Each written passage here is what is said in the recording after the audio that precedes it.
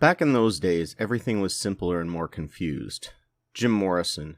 These days, you'll see people having a joke or tweet from 10 to 20 years ago brought up, and suddenly they're now canceled, which actually has little consequences in the real world. That said, these days, you can't say anything remotely offensive or make a joke in poor taste without getting canceled or having your career temporarily stalled, while losing a large chunk of your fan base. As people on the center and the right say, no one can take a joke. If you want to understand the 90s, the movie Clerks and Chasing Amy and Kevin Smith were considered progressive. Today they're problematic as hell, but at the time, it talked about things no one was talking about. Internet 2.0 is a phase of the web sometime after the dot-com bubble.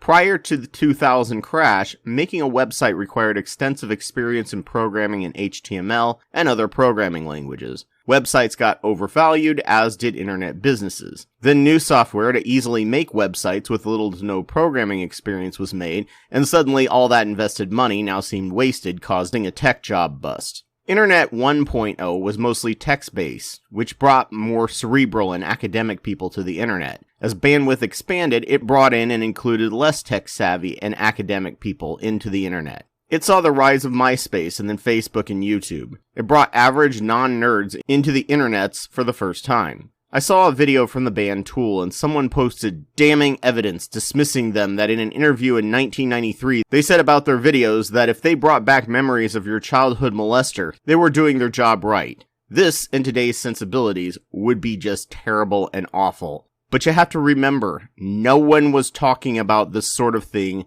and the awareness of systemic prevalence of child molestation was hidden from us. No one talked about mental health, trauma, or PTSD. Suicide especially, because all the victims were no longer there to speak for themselves, and there was a ton of survivor bias. The young people today aren't tough enough anymore, and we survived, and we turned out okay. The ones who didn't survive. We didn't understand how triggers worked.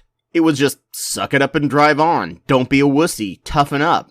We were unaware of all the impacts on people. We didn't hear about the impacts of these kind of jokes because suicides were often covered up. Psychological trauma and suicide awareness wasn't there, or if it was just something liberal snobs talked about. We weren't tougher then than we are now. Like people today like to believe, suicides were higher, but just out of sight, out of mind. Survivor bias and the pool of people who engaged in society appeared tougher because the ones who weren't had taken themselves out and erased themselves from the conversation. By ending these kind of jokes, we've brought in and included these suicide and trauma survivors. Those people included veterans with PTSD. We better understand PTSD as not being just weakness, but actually being stronger and being the most efficiently attuned to function in the most stressful situations, but in the process with damaged and reduced mental flexibility and fluid memory, and you put them in actual stressful situations and they can walk through a tragedy and gunfire without blinking, but then in a regular, more normal yet complex, chronically stressful situation, especially without supports, and their brain breaks because trauma is simple.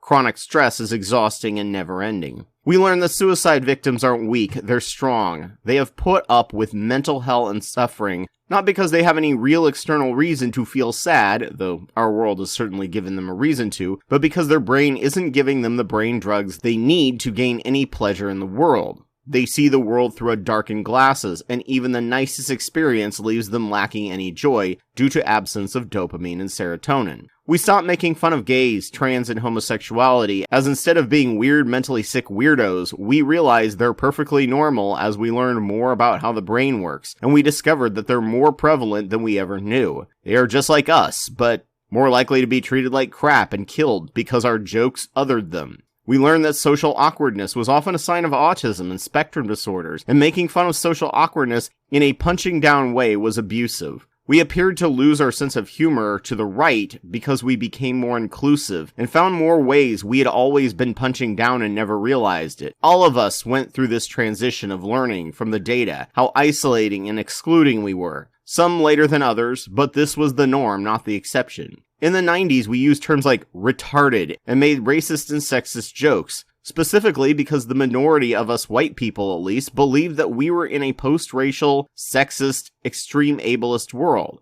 We were nicely isolated from the reality of the situation. The decent ones of us made these kind of jokes because we believed no one would actually say these things and mean it. You wouldn't call someone with mental disabilities retarded. Only rare individual assholes would say that. No one was talking about rape, child molestation, and racial brutality as a system and a norm, except people in certain muted circles you had to find, just isolated incidences of individual crazy and bad people. We never realized just how prevalent and normal it was, and the press did a good job at keeping it suppressed. And we knew nothing about all the people who got away with it and never got caught or charged. Levity and pretending to be terrible was how we talked about it because we had no idea just how terrible the system and the high numbers of people who actually meant the jokes they were saying. It said that the left used to be defined by its humor, which attracted more people. Mind you, people who are in a politically weak position tend to use humor more. We realized there were problems and used humor to try and raise awareness. Then this decade, we realized just how normal and ingrained and prevalent this horribleness was in this nation, and we lost our sense of humor. The right online became the users of shocking humor, because they could use it like fascists do, and pretend it was just a joke, unless you agreed with them.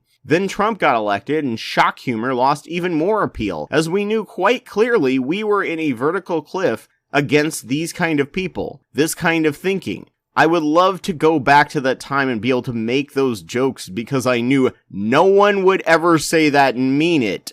But that time has passed and may never actually come about again. Our humor has changed because of this experience, and because of that, young people who are attracted to edgy, going through the rebellious phase and feeling free from consequences, find us smothering and uptight. Someday I hope we can reach a world where these kind of jokes are actually funny again, because the prevalence of these kinds of people are actually as rare as we perceived them in the 90s. While instead, this kind of humor helped these terrible people hide in plain sight, all while pretending to be like us, unless you showed interest in their terrible and dangerous ideology. It is because of this that I roll my eyes at people canceling things said just 10 years ago, that we with our modern eyes now see as punching down. We never saw it as punching down or being mean. We saw it as funny because we thought it hurt no one, and many times we used it as a coping mechanism for pain we had experienced. If we thought we were doing real harm, we never ever would have done it. But we didn't have the internet at our fingertips like we do now, and see the stats and data and talk to people with these real issues. Nor did we have a clue what was going on psychologically.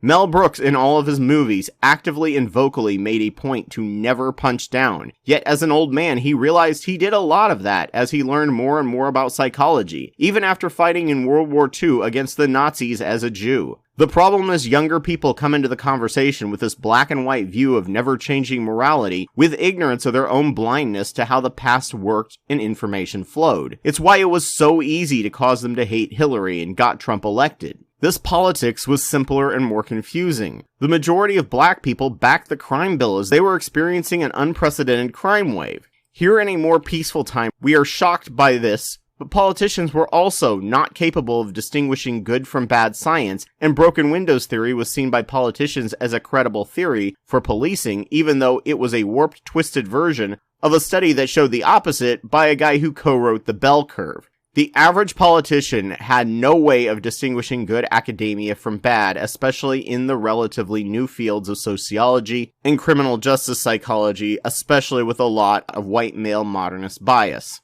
The younger generation online literally has no memory or understanding of what it was like during this time, and no appreciation of the pre-internet age. Moral outrage has always been this way, and they must attack and punish anyone who disagrees with them, completely ignorant to others' ignorance and experiences, and their own ignorance of how much morality has changed with the rise of the internet, just due to new information about how we can hurt people. Their ignorance of the past colors the present, and everyone else should just know what they know when it used to be the opposite. Most of us were completely ignorant of psychology, and all the conditions we knew about were from movies and stereotypical, and most often wrong. We're still, to this day, coming up with new ways of explaining and understanding psychological conditions, and what is going on in the mind that before we glossed over with a joke because we literally did not and could not understand what was going on. Things were simpler and much more confusing. Joking was a way to process the unknown and uncertainty, the thing we kind of feared, but in doing so we punched down with the majority of us never realizing it.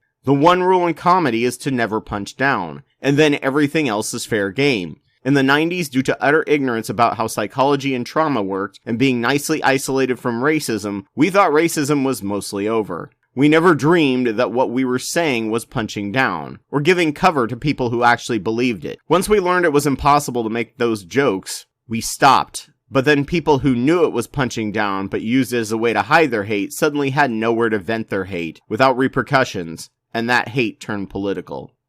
So as always, thank you all for watching this as a video or listening to this as a podcast, which I'm sure was completely uncontroversial to anyone, especially to the YouTube monetization team. So if you found this useful, please donate to my Patreon. Just a reminder that I'm Anubis2814 on YouTube, and I have almost 700 videos on my channel that I've made over the past 11 years on religion, science, psychology, and politics. Please go check them out, and if your site has the option, like, rate, review, and comment.